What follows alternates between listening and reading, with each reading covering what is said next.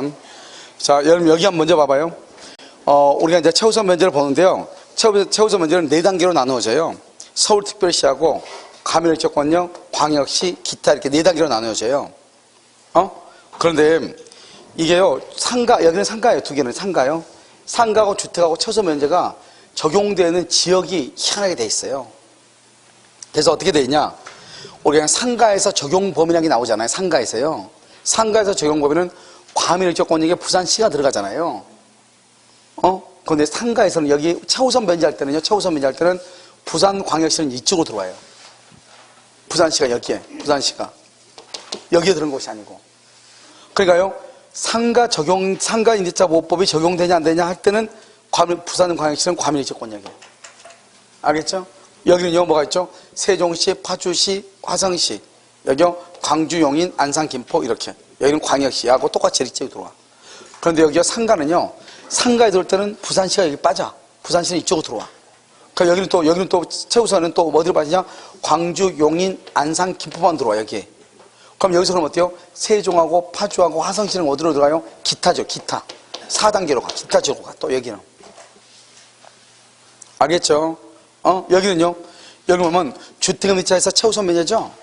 주택임대차에서 최우선 면제는요, 과밀지역권역이 어디 들어가냐? 세종시, 용인시, 화성시가 들어가요. 그런데 여기는요, 광역시에요. 광역시가 누가 들어간다? 강주가 들어가. 경기도 광주.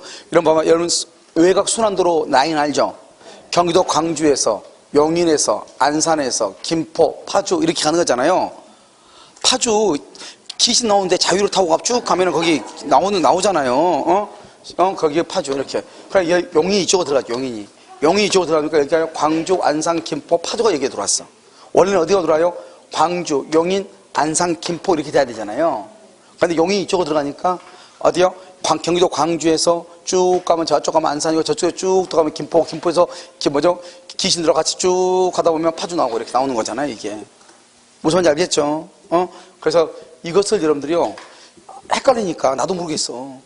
알겠죠? 나도 아까 여러분 쓴 거 봤죠? 이거 보고 쓰는 거. 나도 잘 몰라. 나는 별로 여기에 대해서 관심이 별로 없어요. 왜냐면 나는 그냥 서울 것만 알면 돼요. 강의할 때는 어디가만 설명하면 돼. 그냥 서울만 가지고 주야장자 설명하면 돼. 서울만 가지고. 그런데요, 시험에 나올 때 이렇게 나올 수 있죠. 예를 들어서 파주시, 어디에 사는 누가 이렇게 나올 수 있죠. 골치 아프죠. 파주에가 어디가 있죠? 파주에는 일산 바로 옆에 뭐가 있죠? 운정 신도시 있죠, 운정. 그 운정 신도시가 파주시에 있거든요. 알겠죠? 그래서 운정 신도시가 들어가서 아마 그렇게 된 것 같아요. 무슨 말이죠? 운정 신도시가 지금 일산하고 똑같잖아요. 거기가 더 셀지도 몰라요. 그렇죠? 그래서 거기 때문에 지금 파주 때문에 지금 이렇게 돼 있다. 이 말이죠. 여기도 파주 들어있죠? 화성시. 경기도 화성 있죠? 경기도 화성시 지금 여기가 지금 현재 깡통주택이 많이 나오죠. 근데 워낙 고부장가로 돼가지고 전세도 많이 들어갔는데 거기서 보니까 이제 받을 게 없는 거예요. 나올라가니까. 지금 피가 다운되고 막 이렇게 해가지고. 아시겠죠? 그런 문제점이 조금 있긴 있죠. 그런데 아무튼 이런 4단계가 있는데 서울시, 광역시, 과밀지역권역, 광역시, 기타 이렇게 4단계로 나누어지는데 알겠죠? 이렇게 2단계만 다른 데는 서울시하고 기타 지역은 문제가 안 돼. 그런데 이 가운데가 2개가 문제죠. 과밀지역권역하고 그다음에 뭐하고 광역시하고 문제가 되죠. 그래서 어디는 뭐가 들어가고 어디는 안 들어가고 나도 잘 모르겠어. 알겠죠? 그래서 이렇게 했는데 이것을 민법에서 나오지 않을지 몰라도 중개 실무 같은 데는 나올 수가 있죠. 부동산 중개 실무에서는 이게 중요하잖아요. 그래서 나올 수 있으니까 여러분들요, 구분을 해놨으니까 한번 보시고. 자, 최우선 면제권 한번 보실래요? 187페이지입니다. 최우선 면제권. 주택임대차위원회를 어디에 둔다? 법무부에 둔다. 어디에 둔다? 법무부. 2번 1항 경매 신청 등기 전 대항 요건을 갖춘 임차인은 언제까지요? 경매 신청 등기 전. 거기 줄거야 돼. 대항 요건이에요. 대항 요건 거기다 대항 요건 써. 확정일자 X. 확정일자는 필요가 없어. 뭐만 있으면 돼? 대항 요건만 있으면 돼. 그 다음에 줄거봐. 가운데 보증금중 일정에 이런 봐봐. 우리가 최우선 면제라고 돼 있죠? 그 다음에 우리가 8조 하고요. 그 다음에 보증금중 일정액이란 말하고 똑같은 말이야. 똑같은 말. 이 세 가지가 똑같은 말이야. 알겠죠? 8조 최우선 면제 또는요, 이게 소액 임차인 다 같은 말이야. 다 같은 말. 보증금이 얼마죠? 서울에서는요 1억 1천 이하에서는 얼마까지? 3,700까지는 먼저 준다 이 말이죠. 알겠죠? 이것을 뭐란다? 최우선 면제, 8조, 보증금융 일정의 소액 임차인 다 똑같은 말이에요. 무슨지 알겠죠? 어떤 말로 나오든지 간에. 그 다음에 2번 보면 임대차의 주된 목적이 소액 임차인으로 보호받아. 그 다음에 줄고 기존 채권을 해소하려는 데 주된 목적. 기존 채권을 해소하려는 데 주된 목적이 있죠? 보호된다 안 된다? 안 돼. 3번은요. 배당 요구 채권이죠. 그럼 배당 요구 채권은 뭐예요? 대지와 건물 모두로부터 배당. 아까 우리 했었는데 우리나라는 참 특이하게 대지의 경매대금과 건물의 경매대금 전부로부터 배당받는다 이렇게 얘기했죠. 대지와 건물의 경매대가에 비례해서 채권의 분담을 정한다. 공동저당에서 동시배당과 똑같이 이렇게. 4번요. 보증금 중 일정에게 보면 오른쪽 봐봐. 오른쪽 맨 끝에 보면 1억 1천 3,700 1억 3,400 이렇게 돼 있죠. 이 보증금 중 일정의 범위와 기준은 주택임대차위원회의 심의를 거쳐. 심의. 주택임대차위원회는 법무부에 두는데 여기는 심의만 해. 정한 것은 뭘로 정한다? 대통령령으로 정해. 알겠죠? 심의만 하고 대통령령으로. 그런데 이거 봐봐요. 여기 과밀억정권이 어디죠? 과밀억정권은 인천광역시. 알죠? 그 인천광역시 여기는 빠져. 옹진군 여기는 빠져. 군 지역은 빠져. 이런 봐봐. 우리가 도농복합도시라고 해가지고요. 광역시에 군이 들어와 있어. 광주광역시 광산군, 대전광역시 공주군, 인천광역시 옹진군, 그 다음에 울산광역시 울주군인가? 이렇게 들어가 있단 말이야, 이런 것들이. 그런 것은 그냥 군이에요, 군. 그러니까 이런 군은 뭐냐? 혜택을 줄 때는 혜택을 줄 때는 광역시에 혜택을 줘. 광역시는요, 곳곳에 전기 들어가지 않는 곳이 있으면 안 되고, 버스가 들어가지 않는 곳이 있으면 안 돼요. 그러니까 광역시 안에 들어오면 모든 혜택을 다 받아. 두 번째는요, 비용 부담은 군의 비용으로 부담을 받아. 군으로. 그래서 어떻게 한다? 인천광역시 옹진군에는요, 만약에 거기에 보면 초등학교가 있고 중학교가 있고 예를 들어서 뭐 유치원이 있잖아요. 그러면 군 지역은 아마 유치원 같은 데 아마 국가가 전부 다 아마 보조해 줄 거예요. 그럼 전부 보조를 받는 거예요. 그러니까 비용 혜택은 군에서 비용 부담도 군의 수준으로. 그런데 좋은 것은 다 어떤 수준으로? 광역시. 알겠죠? 좀 힘들고 나쁜 건 다 뭔 수준으로? 군의 지역으로. 이해됐죠? 그걸 도농복합도시라. 도시와 농촌이 하나의 시를 이루고 있다 이 말이죠. 그러니까 여기서 인천광역시에서 옹진군은 어디로 간다? 기타로 가는 거예요. 그 다음에 과밀역정권이라는 게 뭐예요? 경기도 일원이 저희대보다 과밀역정권이요. 그래서 예를 들어서 남양주시 같은 경우는 다 광역시냐? 과밀역정권이 아니에요. 다가 아니고 남양주시는 어디냐? 1패동, 2패동, 3패동. 어딘지 모르겠어. 뭘 폐되는지 1패, 2패, 3패 폐되는 데 있나 봐요. 알죠? 1패, 2패, 3패동하고 그 다음에 다산, 그 다음에 여기 호평동, 그 다음에 여기 평내동, 그 다음에 별내 몇 군데 안 돼요. 여기는 과밀역정권이요. 과밀역정권 여기에 들어가. 여기에. 그 평내 호평은 여기에 들어간다고. 알겠죠? 나머지 화도 뭐 있죠? 여기는 기타로 들어가. 남양주시도. 무슨 말인지 알겠죠? 그러면 여러분 과밀역정권 얘기를 하는 뜻이 뭐냐면 단위 면적당 인간이 차지하는 면적이 적다. 그러니까 한 놈이 죄송해요. 한 분이 감기 걸리면 다 감기 걸린다 이 말이죠. 왜? 너랑 같이 가까이 있으니까. 알겠죠? 그런데요, 화도는요, 한 사람이 감기 걸리면 그 사람만 감기 걸리죠. 저 사람 이불 안 덮고 잤나 봐. 뭐 이렇게 되는 거죠. 알겠죠? 그런데 여기는요, 온 동네 같이 감기 걸리니까 그래, 우리는 항상 하는 말이 뭐죠? 우리를 위로하죠. 요즘 독감이 유행이래. 유행이면은 혼자만 걸려야 되잖아요. 그건 우리 같이 걸리죠. 왜요? 같이 그냥 맞대고 호흡하고 있으니까. 과밀역정권이라는 것은 좋은 동네, 나쁜 동네요? 나쁜 동네죠. 그런데 집값은 올라간다. 무슨 말인지 알겠죠? 또 그런 또 장단점이 있는 것이죠. 이해됐죠, 지금? 그것을 얘기하는 것이에요. 자, 그러면 배당 요구 채권이죠? 됐고. 정한다. 1억 3천. 이런 봐봐. 여기 봐. 여기. 2017년 5월에요. 저당권이 있어. 그다음에 2019년 지금요 6월 22일 날 소액 임차인 서울에서 소액으로 1억 원에 1억 천에요. 1억 천에 내가요 임차인으로 들어갔어. 소액 천 1억 천에. 됐죠? 이렇게 이제 등기가 이렇게 있단 말이죠. 그럼 나는요 2019년 6월 22일이죠. 6월 22일 지금 어쩌 서울시에서는 1억 천 이하에서 얼마까지죠? 3,700까지 보호되죠? 3,700. 나는 3,700 보호받을 수 있다 없다? 보호받을 수? 여러분요, 방금 전 5분 전에 쉬는 시간에 그 열정을 어디로 갔어요? 알겠죠? 보호할 수 있다, 없다? 없다면 없다. 왜냐고요? 내가 물어봤는데 나한테 물어보네요. 알겠죠?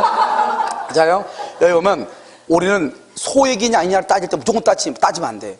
중개업소에서 가장 크게 실수하면 큰일 나. 등기부를 먼저 봐. 등기부의 저당권이 어디에 있나 봐. 저당권, 제일 위에 있는 저당권이, 제일 위에 있는 놈이. 그 저당권 2017년 5월이죠. 이때는 얼마냐? 이때는 서울시가 1억에서 3,400이었어요. 1억에서 3,400. 그런데 지금은요, 지금 현재는 1억 1,000에서 3,700이죠. 지금 현재는. 그런데 내 위에 아무도 없어. 아무도 없을 때는 1억 1,000에서 3,700까지 보호를 받아. 그런데 저당권이 있어. 그럼 그 최초의 저당권을 봐. 최초 저당권이 있을 때 얼마였냐? 1억이었죠. 나는 지금 1억 1,000이죠. 그럼 나는 최우선 면제가 아닌 것이에요. 조심해야 돼. 그런데 여러분, 우리 뭐라 하죠? 1억 500이면, 최우선 면제 받아요. 그건 나 받아. 걱정하지 마세요. 요즘 많이 올랐잖아. 1억 1,000이라고. 그러다가 망할 수 있어. 알겠죠? 그래서 만약에 이게 잘못돼가지고 배당 못 받죠, 이 사람들? 그럼 여러분, 나중에 경매되면요, 난리가 나는 거죠. 그래서 이것은 뭐가 된다? 여러분, 그것은 중개 사고에 해당해. 무슨 말이죠? 왜? 안 되는 걸 된다고 얘기했으니까. 그래서 3,700은 중개업자가 부담을 해야 되는 거예요. 무슨 말이겠죠? 그러니까 여러분, 말을 잘해야 돼. 그래서 우리가 현재 아무것도 없다. 그래서 여러분, 이건 어제 시험에 난 여러분 중개사법에서 이게 경과 규정에서 한번 시험이 났단 말이죠. 경과 규정, 여러분 중개사법 보면, 그래서 아마 우리 민법은 그게 없는데, 중개사법에 보면 뭐가 나오냐? 언제부터 언제까지는 얼마에 얼마. 언제부터 언제까지는 얼마에 얼마. 이렇게 딱, 이 표가 딱 있어, 표가. 그럼 중개업소 보면 다 그 표가 딱 있단 말이죠. 그러면 저당권이 있으면 저당권 날짜하고 그 표를 딱 봐. 그때 당시는 얼마였는지. 알겠죠? 그러면 이 사람이 지금요 1억 1,000이 들어가면 돼, 안 돼? 안 되는 거잖아요. 그걸 잘 조정을 해줘야 되죠. 내 말 지금 이해되셨죠? 그래서 첫 번째 이게 중요하다 이 말이죠. 지금 최우선 면제할 때는. 그 다음에 이제 우리가 이제 상가하고는 약간 다른 상가하고, 우리 민법에서는, 주택에서는 오직 보증금만 가지고 따져. 보증금만. 그런데 상가를 가면 좀 달라져. 상가는 월세까지 곱해서 더해. 그건 나중에 보고 그렇게 된다 이런 말이죠. 됐죠? 자, 그 다음, 이거. 그 다음에 뭐냐면, 우리가 최우선 면제를 할 때는 최우선은 순서와 관계없어, 순서와. A, B, C, D, E, F, G야. 그러면 여기 E, F, G만 임차인이에요. 여기는 저당권, 권리자권, 전세권, 저당권이야. 그런데요, 이 최우선 면제 1억 1,000 이하에서 3,700까지 받는 것은 뭐냐? 순서에 관계없이 제일 먼저 준다 이 말이죠. 맨 꼴찌도 세 사람은 제일 먼저 줘. 그러면 뭐야 돼? 전입 신고가 돼 있어야 된다고 그랬죠? 다 돼 있다 해봐. 다 돼 있다. 1억 이렇게 해봐. 얘가 3,700 받고, 얘가 얼마까지? 3,700까지. 얘도 얼마? 3,700까지. 제일 먼저 이렇게 빼준다 이 말이죠. 세 개 다 더하면 얼마예요? 9,000에다가 1억 1,400이 되죠. 1억 1,100. 1억 1,100이 되죠. 그렇잖아요. 그런데 이 아파트가요, 경매대금이 2억이 났어, 2억이 났는데, 그럼 이 사람들도 몇 푼 받아가야 되는데, 얘들이요, 1억 1,100을 가져가 버리면, 그럼 이 사람들이 가져갈 수 있는 게 8,000 얼마밖에 안 되잖아요. 그래서 우리는 어떻게 한다? 대지와 건물의 경매대금 중에서 2분의 1 이하에서만 받아가는 거예요. 그러니까 사람이 이렇게 많죠? 많으면 얼마다? 2분의 1은 얼마? 1억이죠. 1억을 가지고 세 사람이 나눠 갖는 거예요. 1억 1,000까지 가져가는 게 아니고. 알겠죠? 그래서 2분의 1, 상가도 똑같아, 상가도. 왜냐면 다른 사람들도 아무리 이 사람이 다 가져가면 안 돼. 다른 사람도 몇 푼 받아가야 되잖아요. 근데 만약에요, 예를 들어서 여기가 4억이다? 그러면 얼마죠? 2억이죠? 2억이면 다 받아갈 수 있어, 없어? 있죠. 그럴 때는 다 받아가는 것이고. 그러니까 얼마의 범위 안에서? 2분의 1의 범위 안에서 받아간다. 2분의 1의 범위 안에서. 알겠죠? 그 다음에 여러분들 이제 학생들을, 실무 나가지고 제일 먼저 뭐를 하냐면, 사람들이 물어본단 말이죠. 이거 만약에 건물 5억짜리인데, 여기 보니까 3억 5천 잡혔는데, 우리가 5천에, 보증금 5천이 들어가는데, 만약에 나중에 경매되면 어떻게 돼요? 그러면 물어보면 뭐라 한다? 옆에도 경매됐는데 4억에 경매됐어요. 5억에 경매됐어요. 걱정할 필요 없어요. 3억 5천이잖아요. 보증금 5천이니까 1억 여유 있으니까 관계없어요. 큰일 나. 왜냐면 5억짜리가요. 한 번 경매가 유찰되면 얼마가 돼버려? 4억이 돼버려. 그리고 지금 현 시세가 5억이라는 거지. 감정평가를 받으면 4억 한 2, 3천밖에 안 될 수도 있단 말이죠. 그래가지고 한번 유찰되면 3억 얼마나 뚝 떨어져. 돈 받아 못 받아? 못 받아. 그렇게 되면 나중에 임차인으로부터 다시 소송이 들어올 수가 있어. 알죠? 그러니까 그런 경우는 반드시 뭘 해야 돼? 다른 거 쓰지 말고 지금 현 상태, 지금 항상 우리가 그런 말 쓰죠. 현 등기부상의 권리를 고지했다. 이것도 중요하지만 우리가 또 뭐래요?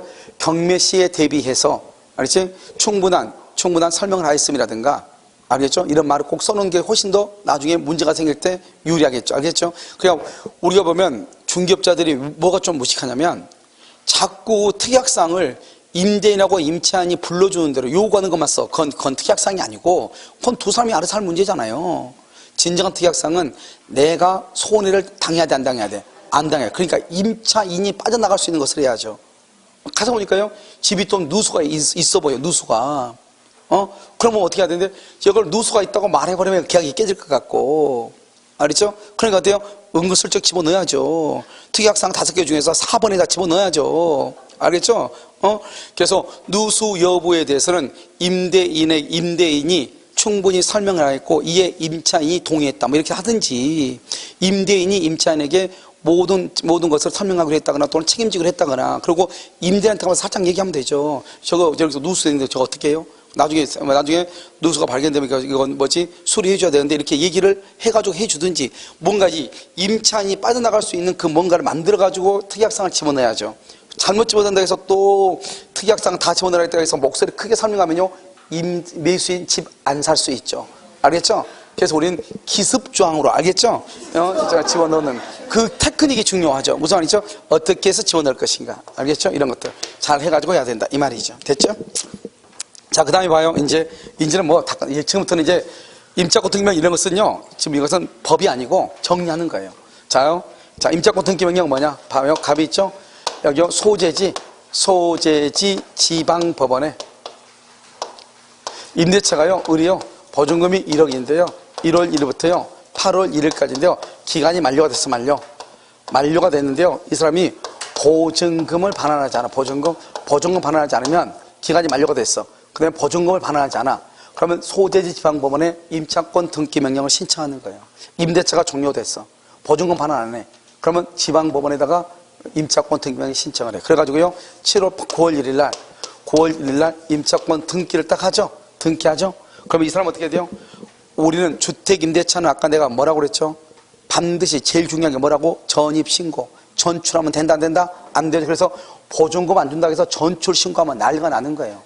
이 사람이 여기서 1번 전입신고를 하고요, 또는 2번 전입신고를 하지 않는 경우 두 가지 케이스가 있을 거 아니에요.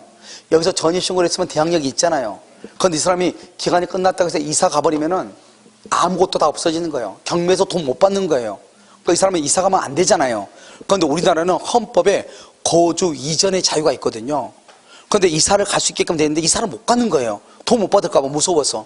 그래서 이제 헌법상의 권리인 거주 이전의 자유를 보호하기 위해서 임차권 등기 명령이라고 하는 제도가 들어온 거예요. 그래서 뭘 한다? 너가 법원에다가 임차권 등기 명령하면 등기가 되죠? 등기하고는 이사를 갈 수 있어. 이사를 가도 괜찮아. 이사를 가도. 등기하고. 왜? 뭐가 돼 있으니까? 등기가 되어 있으니까. 그 다음에 등기가 됐으면 배당 요구 채권이 아니에요. 당연히 배당을 해요. 당연히. 왜요? 등기가 되어 있으니까. 그 다음에요, 동시이행 항변권이 있다 없다? 없다. 동시이행이 아니고 왜요? 보증금 안 주니까 등기했잖아요. 그러니까 먼저 보증금을 반환하고 등기를 말소해달라고 해야 돼.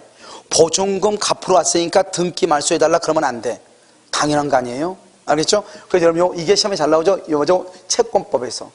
여기요, 배당 요구 채권이 아니고 이사를 가도 된다, 전출해도 된다. 다른 말로 하면 대항 요건을 갖추지 않아도 된다, 이런 말이죠. 그런데 문제는 봐봐요. 예전부터 전입신고가 돼 있는데 등기를 했죠. 그럼 이것이 쭉 그대로 유지가 돼. 그대로. 그런데 지금 하지 않고 있다가 등기하죠. 9월 1일 날 등기했죠. 그러면 대항력은 언제부터 새롭게 발생한다? 9월 1일부터 등기하고 확정일자를 그날부터라고 내가 아까 105번 얘기했는데, 알겠죠? 전입신고하고 확정일자는 그날부터. 알겠죠?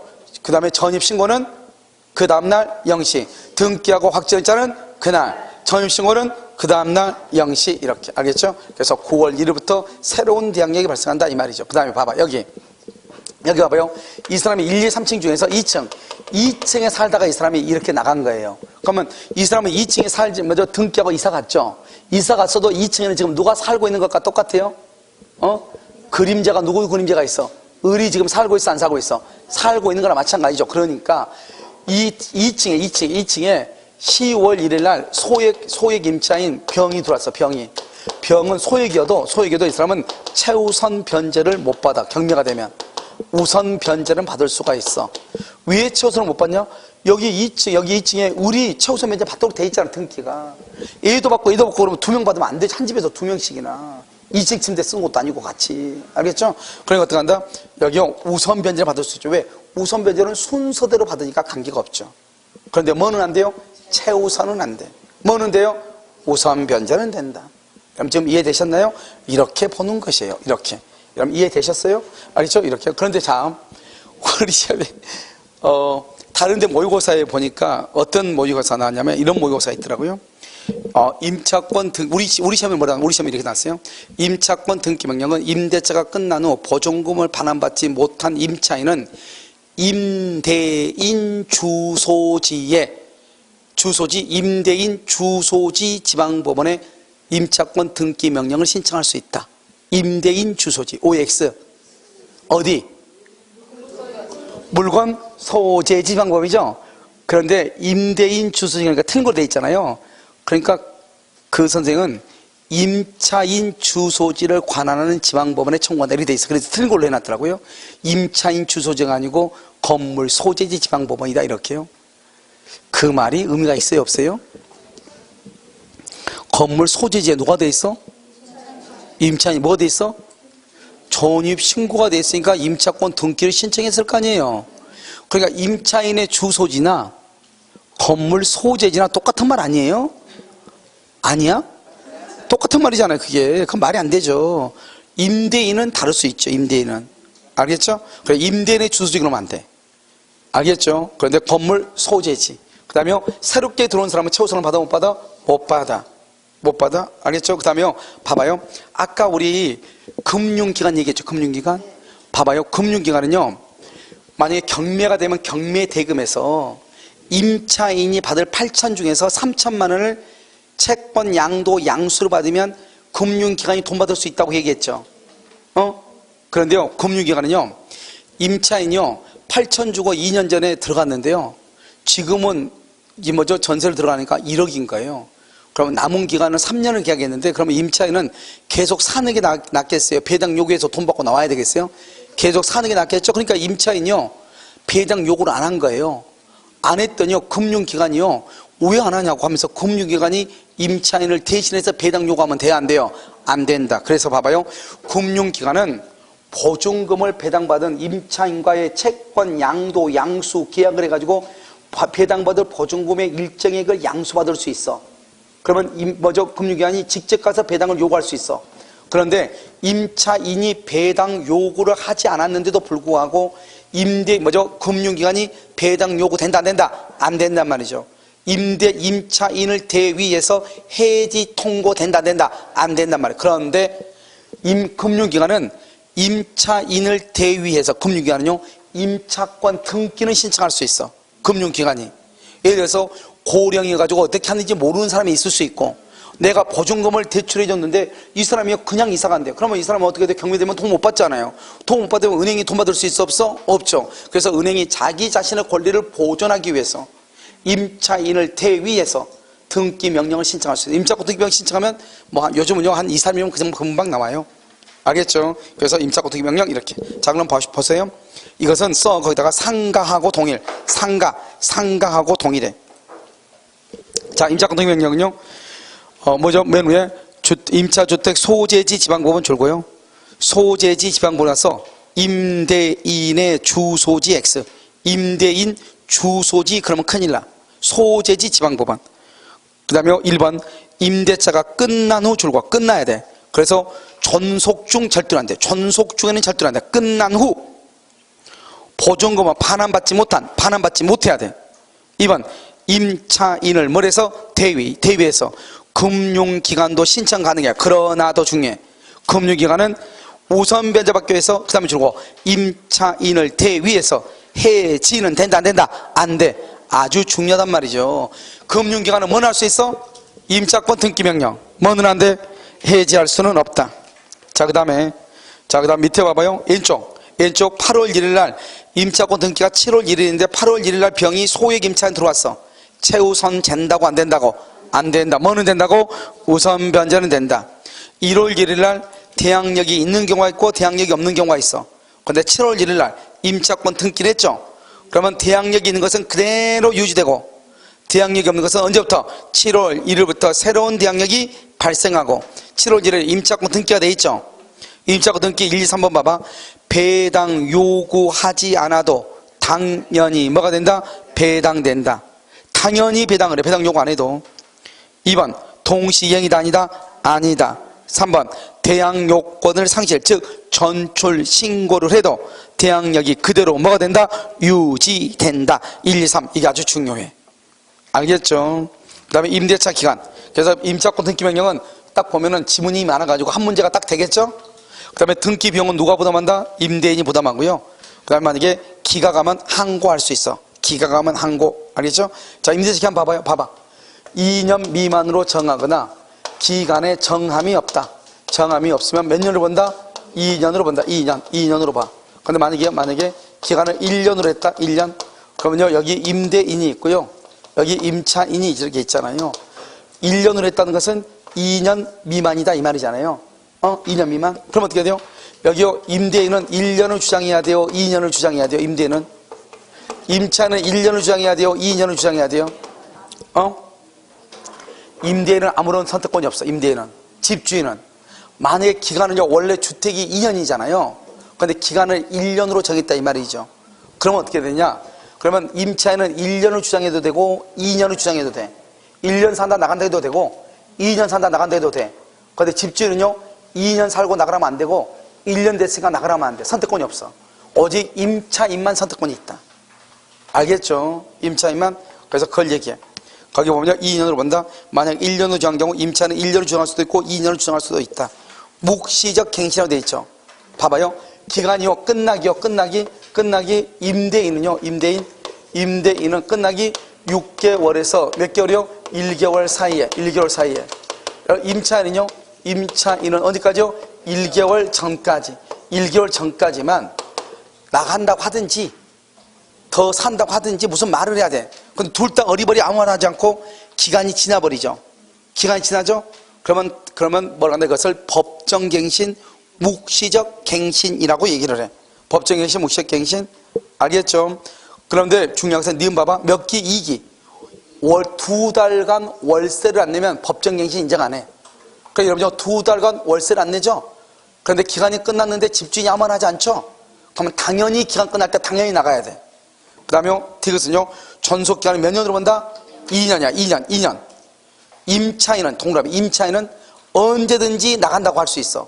그러면 지금부터 세 가지를 줄고, 자, 임차인 줄긋고, 언제든지 줄긋고, 해지 통고 줄긋고, 3개월 줄긋고.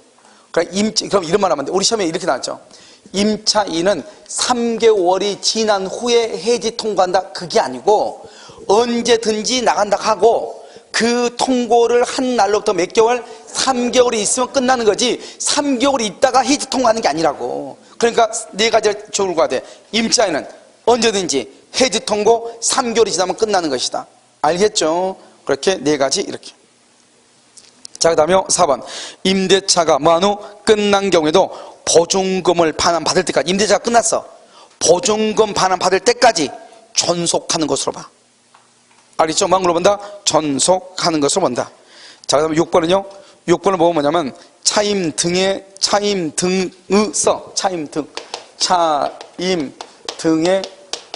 증감 청구야. 등에 이게 빠졌어 지금. 우리가요 임대차에서는 차임 증감이라고 되어 있어.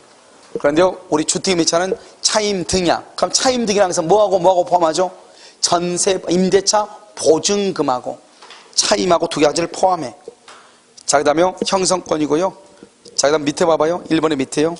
임차인의 동의 없이 임대인이 일방적으로 증액할 때는 20분의 1을 초과할 수 없고 증액 후 1년 이내는 다시 증액을 못해. 무슨 말이냐? 봐봐.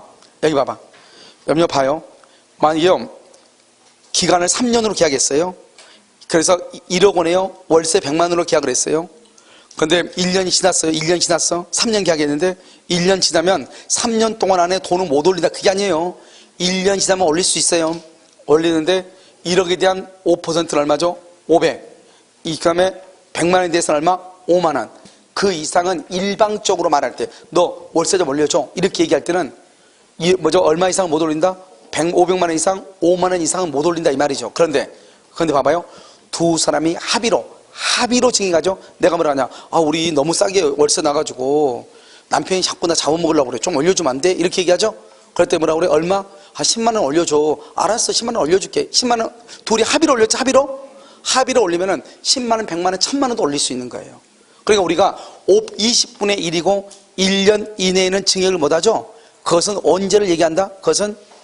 그것은요 일방적으로 집주인이 이 통고를 하죠. 일방적으로 다음 달부터 월세 얼마 주세요 이렇게. 그렇게 일방적으로 통고할 때는 20분의 1을 초과할 수 없고, 그 다음에 1년 이내는 증액을 못한다 이 말이죠. 그런데요 만약에 두 사람이 합의로 하죠. 합의로 정할 때는 100년 100%, 200%, 300% 언제든지 증액할 수 있다 이 말이죠. 그래서 합의로 증액하거나 재계약할 때는 얼마든지 올릴 수 있다. 그런데요 중요한 것은요 거기요 20분의 1 초과 X 1년 이후에는 증액하지 못한다 이렇게 돼 있죠. 거기는요 거기다가 동그랗게 크게 좀 동그라미해가지고 전세권도 마찬가지. 전세권. 여러분 학생들은 전세권에 이게 없는 줄 알아. 전세권도요 전세금 올릴 때 자기 멋대로 못 올려요.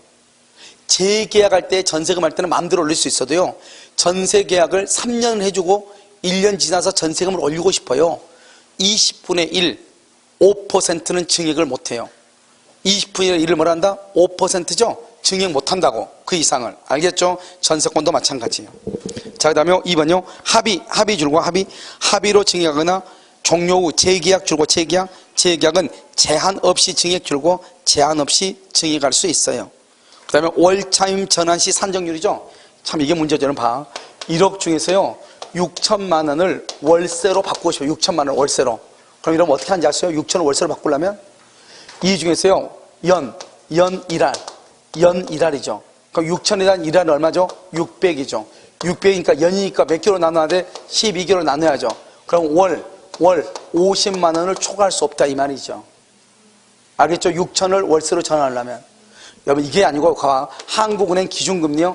한국은행 기준금리가 1.75 막으니까 1.75 알겠죠? 한국은행 기준금리가 여기다가 더해 3.5%를 더해. 그럼 얼마가 되죠? 1.15에서 3.5 하니까 얼마 돼요? 5.25죠? 5.25%. 이걸 또 초과할 수 없어. 그러니까요 6천에 대해서 5.25니까 그냥 5%죠? 5%니까 그냥 1할의 반이니까 얼마다? 그냥 300으로 봐요. 300년 12개월 300개월 얼마다? 25만 월. 이렇게 둘 중에 하나. 이 중에서 낮은 쪽. 그러니까 여러분요 어떻게 되냐, 어떻게 되냐면 1억 원을요 6천만 원으로 월세를 전환하죠. 그러면 여러분요 한 달에 25만 원 이상 받으면 안 돼요. 월세로.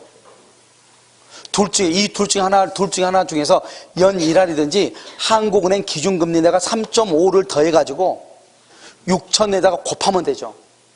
그러면 얼마 돼요? 5.25니까 6천으로 가면 5, 6, 30, 300만 원이죠. 300만 원을 12달러 나누면 얼마예요? 25만 원이죠. 25만 원을 초과하면 안 돼. 둘 중에 하나. 그러니까 하나는 연 1할은 50만 원이고 그 다음에 기준금리에다가 3.5를 더하면 25만 원이죠. 둘 중에 낮은 쪽을 초과할 수 없다니까. 낮은 쪽을 25만 원을 초과할 수 없다고. 그러니까요 6천만 원을 월세로 전하고 싶으면 24만 원을 받을 수 있어도 26만 원을 받을 수 있다 없다? 없다. 만약에 26만 원을 받았어? 그러면 25만 원보다 만 원을 더 많이 받았죠? 나중에 이거 돌려줘야 돼요. 그래서 반환 청구할 수 있다고 법에 규정되어 있어. 알겠죠? 그래서 월차임 전환 시 산정률 너무 중요하죠. 알겠죠?